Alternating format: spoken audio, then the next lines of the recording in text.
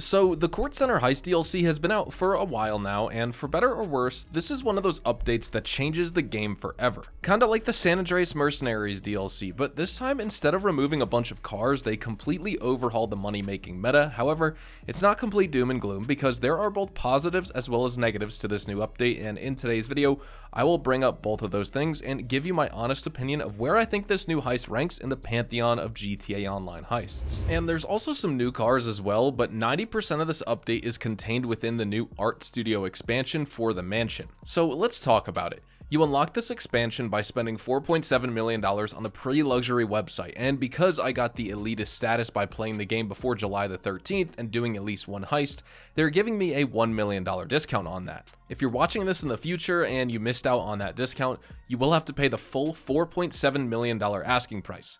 Tough luck, but that's just how it goes for anyone who wants to play this new heist. With the Mansions update last year, Rockstar gave us one of the best heists in the game, which was the No Way Out questline, and that thing was completely free for every player. We won't get another update like that ever again in this current iteration of GTA Online before GTA 6, but right now, let's focus on what you're getting with this new expansion. First, you have this room right here on the basement 2 level. Then, wait, that's all you get. Yeah, that's it. You get this little room with a dorky college student inside it who happens to be a master counterfeiter, and you can watch him painting copies of the primary target. There's also a radio and, well, snacks. Yeah, you get some snacks in here too, but no weapons or armor. For that, you will have to exit that room, watch a loading screen, then climb all the way up to your armory and buy whatever you want over there. I really wish they gave us armor and weapon access right here in the art studio through some kind of weapon crate, but hey, that would just make it too convenient, right? Because then we could just walk in, refill our resources, and get to planning the next mission, and clearly, that doesn't drive engagement, so instead, we have to walk around the mansion for 5 minutes first. Good job, Rockstar. But thankfully, we don't have to be inside the mansion to start these prep missions. Like, some of them bring you into the mansion at the end when you deliver your equipment and you spawn into your art studio, and you're right there in front of the planning board, so you might as well use it. But for every other mission in the Kortz High setup phase that doesn't require you to return to your mansion, you can just call Raph and request the next one from the drop-down list. So thanks for that, Rockstar. You finally implemented that quality of life upgrade that players have been asking for since the Agents of Sabotage update, because everyone got a taste of the Darnell Bros app and we wished it was implemented across more types of content. And well, they didn't really backport it to any other heists, but I do like how in the Money Fronts DLC as well from last summer, just like this one, you can call up Raph and request money laundering missions as well as prep missions for the Kortz Center heist. And by the way, Raph might actually be the least annoying new NPC they've added in the last 5 years, so you don't feel totally awful every time you have to call him up, because in my opinion, he's a total bro. Now, in addition to your little mansion expansion, you're also getting the ability to keep paintings that you steal from the art center, and these can be put on display inside of your mansion. Every week, Rockstar switches up the roster, so you get a new primary target, and being able to keep your artwork is a nice little bonus for those of us who have been grinding these last 10 years, because to us, the memories and the artwork are just as valuable as the money that we get at this point. However, someone at Rockstar needs to explain why the heck we have 27 paintings that we can steal, but only 4 slots to display them in. We've got these giant basement hallways with absolutely nothing on the walls, so we know there's plenty of space to hang paintings in here if they allow us to. And then we also have our very own gigantic vault in the basement, which is completely uninteractable, by the way, so why not let us display the paintings over there? Now, okay, technically you can have 12 maximum display slots since you can also own up to 3 mansions, so it's not all bad, but what's wrong with being able to display more than 4 paintings at a time in our giant hillside mansion? Also, you don't have to buy the art studio for each one of your mansions. The upgrade actually carries over to all of them, so if you own 3 mansions and you buy the art studio, you'll get it in all 3 properties, which is pretty nice. Next, we've got the vehicles.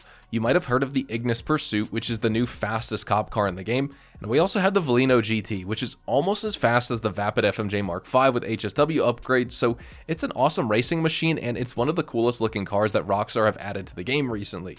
Then of course we have the Cartuccia GT as well as the LRC GT, and these are both incredible cars as well. The LRC GT is based on the Mercedes-Benz CLK GTR race car, while the Cartuccia is inspired by the Ferrari Dodici Cilindri.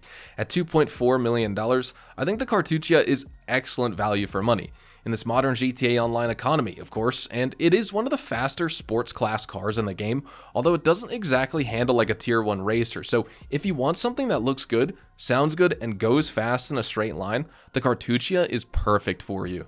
The LRC GT is slightly pricier at $2.65 million, and this is a Supers class vehicle. It does perform a lot better than the Cartuccia GT around a racetrack, given that it is inspired by an actual race car, or rather the road legal homologation copy of that race car. But one thing's for sure, it is one of the most gorgeous cars in the entire game, and it's only been beaten by legends like the Krieger as well as the Turismo Omaggio when it comes to its lap times. This thing with an HSW upgrade would absolutely smoke everything else on the leaderboards, and it's not even close because the LRC GT has incredible grip and acceleration that makes it feel like it's bolted to the road, and all it needs is honestly an extra 25 to 30 miles an hour worth of top speed and a bit of aero to zip past the vapid FMJ Mark V and claim that #1 spot. We also got a sport sedan in the form of the Marula, which is inspired by a Cadillac CT5V, and at $1.4 million, this isn't a bad deal at all. There's also that Ocelot E-Stride, and I don't know if Rockstar threw it in here to mock Jaguar's pivot towards EVs or if they thought this thing was actually a good car, but I hate EVs, and this thing's an EV SUV, so I hate it even more. It looks like a brick, it handles like a bathtub on roller skates, and it doesn't even have impressive acceleration off the line, which is the one party trick that most EVs have, and it also sounds like an electric toothbrush, by the way. So yeah, typical EV. Buy it if you want to waste your money in GTA Online. But if you want some real excitement, you're unironically better off with the Loafer, which is a van, and this thing at $645,000 is actually one of my favorite new vehicles from the last 2 updates. I really liked the Katora when it released, and I love this van as well. I think we need more of these cheap, quirky vehicles that aren't sports cars or supercars because they offer something unique in terms of looks or customization. The Loafer is just a really chill vibe to ride around in. It's pretty relaxed, it's got plenty of seating room, and it looks cute in its own dorky way. Plus it's cheap. You really can't go wrong with this thing then. And if you ignore the HSW Vivinite, this is actually the fastest van in GTA Online because for some reason, the Vivinite is classed as an SUV. With all the new content covered, I think we need to talk about how Rockstar has shifted the money-making meta entirely with the Kortz Center update. And it boils down to this. Heists now pay less than ever before on repeat playthroughs, making businesses more important as they're no longer side hustles, but as an essential part of your grind if you want to get close to the money per hour rate that you previously had with just heists. So here we have this nice chart here from GTA series videos, and it shows you all the old payouts pre-nerf and the new heist payouts post-nerf. You'll also notice the weekly completion bonus multiplier that gives you extra money on a heist if it's your first time of the week playing it, and this resets along with Rockstar's usual weekly update cycle early Thursday morning. So for example, if it's your first Dr. Dre VIP contract of the week, you now make $1.1 million on it, but every contract you play after that for the rest of that weekly cycle will only pay you out 900 grand until it resets on Thursday again, and then you get that $1.1 million payout once again for your first heist of that new event week. Now, I actually did the math, and it turns out that if you only play 2 Dr. Dre heists a week, you make the same amount of money per heist on average as before. $1 million from the finale. But if you do more than 2 Dr. Dre VIP contracts, your average starts falling down. So if we're giving Rockstar the benefit of the doubt here, it can be argued that this is their ham-fisted way of encouraging content cycling and a healthier playstyle. Because now you're better off cycling through 6 or 7 heists instead of playing the same one each day. However, with Cayo, they didn't just hit it with a nerf hammer.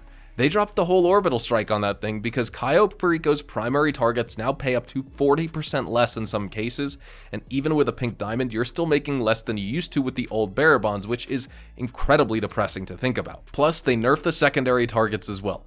Everything from cash to gold, and you don't even get a weekly completion bonus multiplier for Cayo, and this is the only heist in the game to not get a completion bonus because Rockstar hates it, clearly. So now, if you want to make money, you'll have to log in, resupply your businesses, do a heist, do a sell mission, and then keep cycling between different heists and business sell missions. So the meta is a lot more prescribed rather than free-flowing depending on what you want to do, and ultimately, that takes away from the open world sandbox nature of GTA Online, I think. Now for some things we should have gotten. Tattoos, clothes, more interior customization options for our mansion, maybe even a new side activity similar to money laundering missions or payphone hits. You know, ones that you can request by calling up Raph and doing less than, maybe just 5 minutes to earn $50,000 or so. Because even though the Kortz Center Heist cooldown is just 10 minutes long, it has a setup fee of 100 grand, and there needs to be some kind of short form content for players in this game who don't want to commit 40 minutes to a heist. We had odd jobs with the mansions update, like firefighting, newspaper deliveries, and forklift operations, so maybe give us some new odd jobs this time around.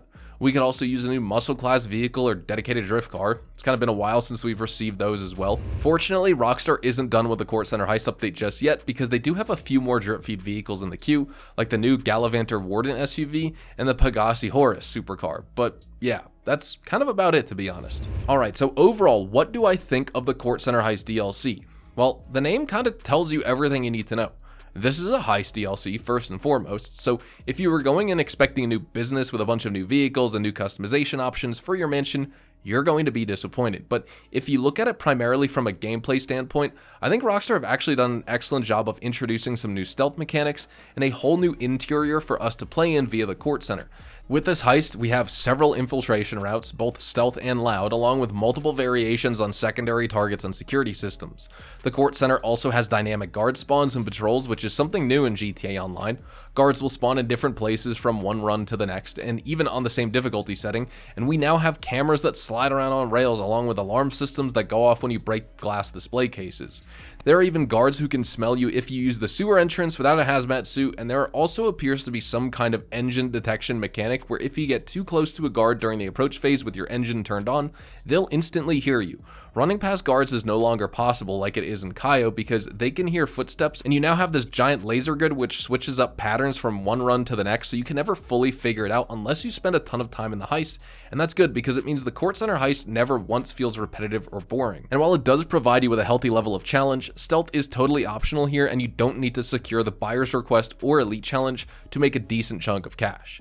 You can ignore every single optional prep, ignore the scope out mission altogether, go in with your street loadout and blast everyone to pieces with the pump shotgun Mark II. Your primary and secondary are both located right next to each other in the vault, so it's not like you have to fish around the place to find your secondary loot like you do in Cayo. Overall, I'm a huge fan of this heist itself, but not so much for the payouts. On subsequent playthroughs, the Kortz Center heist doesn't scale well at all in terms of money making, and you're only getting about 400 to 500 grand at a time for 40 minutes of gameplay on it. But it is definitely not that good for what might be the last major DLC for this game ever, and certainly the last one before GTA 6. Or will this be the last one? Because I don't actually think this will be the final big update for GTA 5 Online.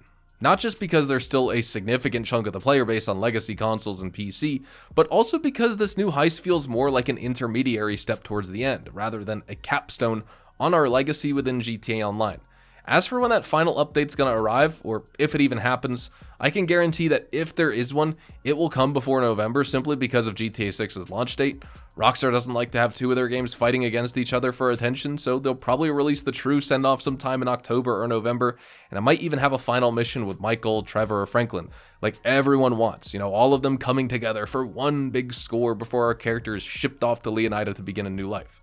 I mean, that would be cool if Rockstar did it in a way that feels respectful to our legacy, of course, and everything we've accomplished over our 13 years in this game.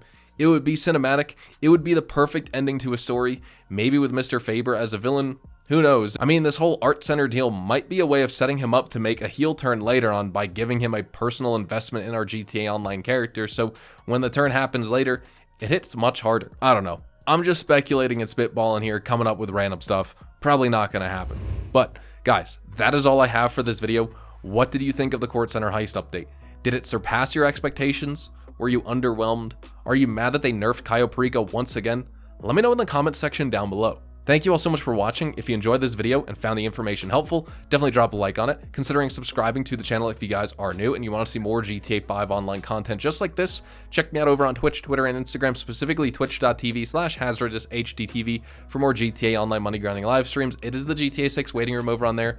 And with all that being said, thank you all so much for watching. Have a fantastic day, and I will see you guys in the next GTA 5 online video. Adios, amigos.